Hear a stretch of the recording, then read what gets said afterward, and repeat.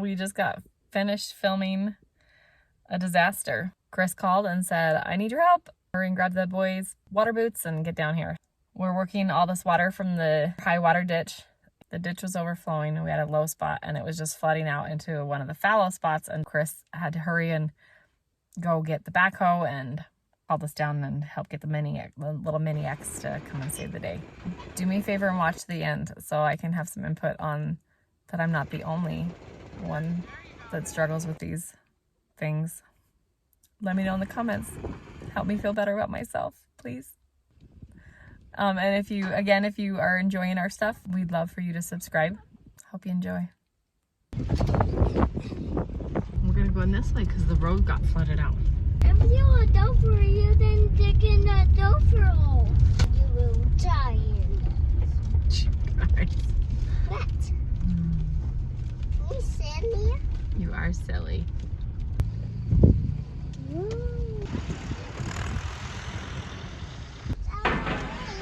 Let's stay out of the mud.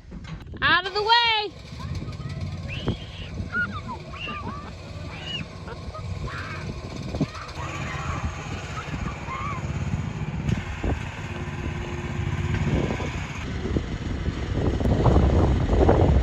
So it comes down the ditch. As it comes around the corner of the road, it was too level, and so it started to flood out into this area. And the backhoe was down at our other place, which is about 10 miles south. So by the time they got that loaded and back here, this was just all flooded and way too wet to be working. So we kind of, woo! We got the backhoe. We used the backhoe to create this nice berm here, but soaked right in. You can see how damp it is there at the bottom even. And now we're using the Mini X to finish shutting it off because all this is too wet. We just cut into the ditch there, so all this can slowly run, hopefully run back into the ditch and now out to the field. Right now it's still running where it's not supposed to be. Almost fell.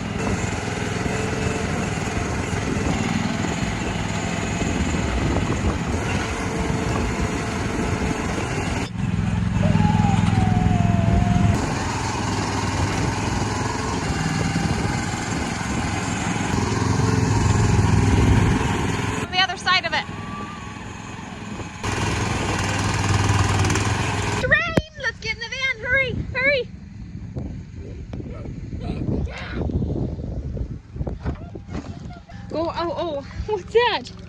Oh, why, thank you. Okay, go get in, the other side, hurry, get in. I'm gonna be the pretty princess that records from the van now.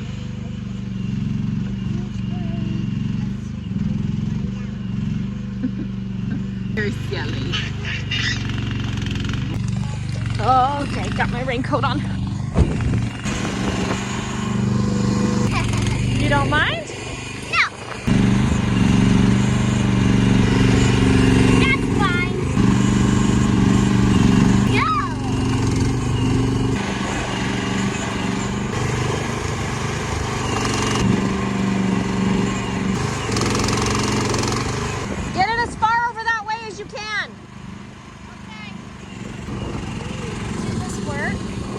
Because it's flooding out over here. See, look, he's getting it cut off.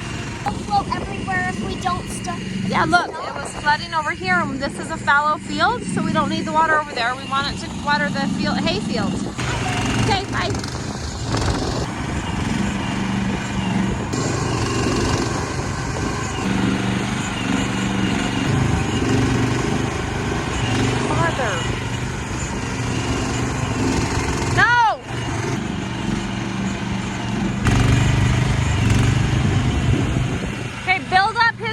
Build up that line that way. There you go, yeah. I think they got it shut off.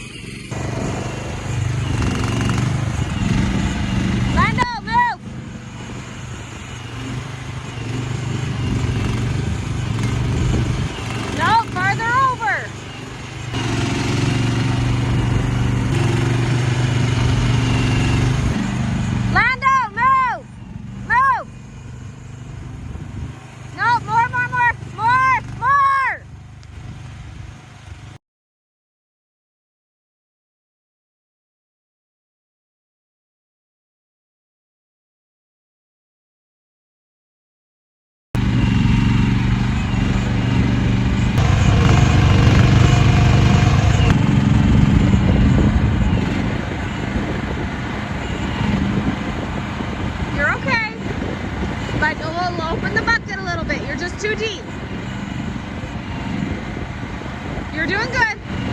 There you go. Just do 1 or 2 more scoops in that line, and then I think we're done. Maybe 1 more at the corner there. Lando! Shovel it on that way. Scoot the mud that way. Finish closing it off.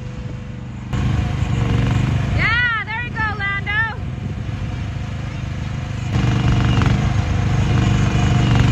Okay, 1 more on the corner there, that low spot. Just 1 more where it kind of goes around the pallet. Right there in that corner. Right here in this corner? Yep.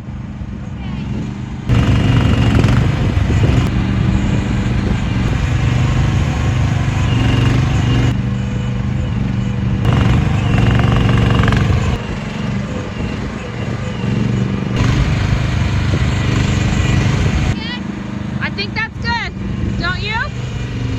Pull it back there on the solid ground, just on top of the weeds and grass, and then shut it off.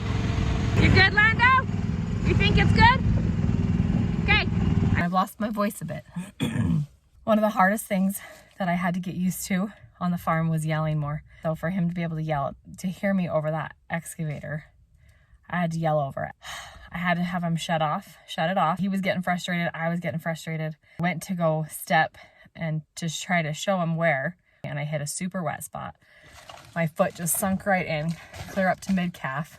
Pulled my foot out and my shoe stuck.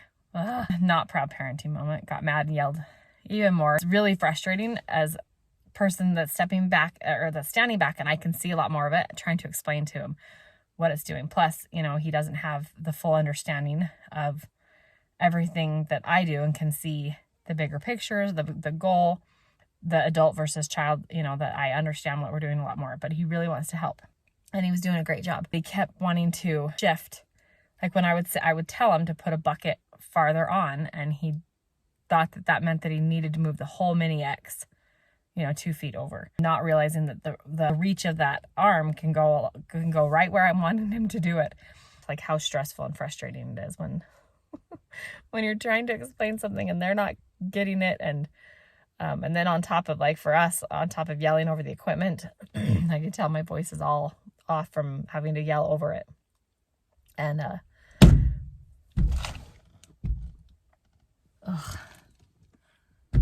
hey, case in point, I really want to be the calm, patient parent all the time that speaks lovingly and patient and slows down enough to understand, to explain things so that they understand it. But it's really hard in the moment, and they don't listen and they don't understand it, and you are screaming and yelling over the equipment. Beat myself up over it for it later, and that I lost my temper, but help make me feel better that I'm not alone in this. Parenting is hard anyways, but then you add the stress of any sort of project, house project, farm project, anything, and tempers rise, patience lowers. It's just the perfect storm for, more stress and everything. And part of it they understand is that, they have to yell back so I can hear them, because I'll say, I can't hear you, and then they yell back and understand it that way some. But I just hope, that I'm not damaging them too much.